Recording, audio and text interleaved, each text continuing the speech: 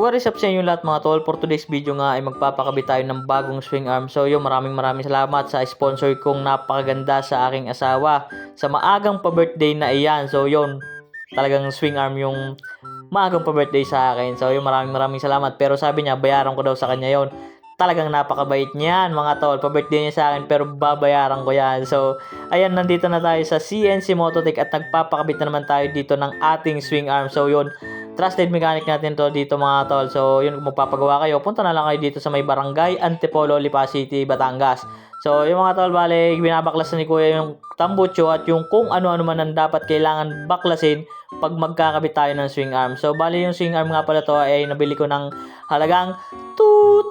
Ayoko mga tol sabihin kasi baka mag-comment dyan yung mga baka makita ng mama ko to eh. Siyempre makikita to ng mama ko, makikita nila yung presyo, mapagalitan na naman tayo mga tol. Kaya huwag na natin sabihin yung presyo, pero alam nyo na yan. So ayun mga tol, bali nililis niya at napansin ko napakadumi talaga ng aking ilalim dito sa may makina. So ngayon ko lang napansin na madumi na pala mga tol ang parting ito. At ayun mga tol, kung napansin nyo ay nabaklas na ni kuya lahat ng kailangan baklasin. At ayan, sinusukat niya na kung anong kailangan ilagay or i-adjust para may kabit ng ayos o tama yung swing arm na to. So sa kabutihan palad mga tol, bali gumastos lang ako dito ng, ang labor dito mga tol ay gumastos ako ng 265 kasama yung mga spacer or washer. Tapos nung nagpalit ako ay kailangan natin magpalit mga tol ng kadena, pero kinuha ko na lang yung kadena sa isang motor ko sa bahay. So ito mga tol ay kailangan nyo din magpalit ng brake rod ng mahaba-haba. So ang pinabili sa akin ni kuya ay pang export na brake rod para umabot, kasi kung magpapalit tayo ng swing arm at yun pa rin yung brake rod ay kakapusin mga tol.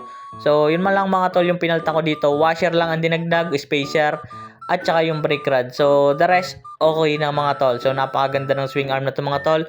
So yan, sa mga nagbabalak mag swing arm, so plus to nga pala to mga tol, Dyno Pro. Makikita nyo to sa Shopee or sa Lazada.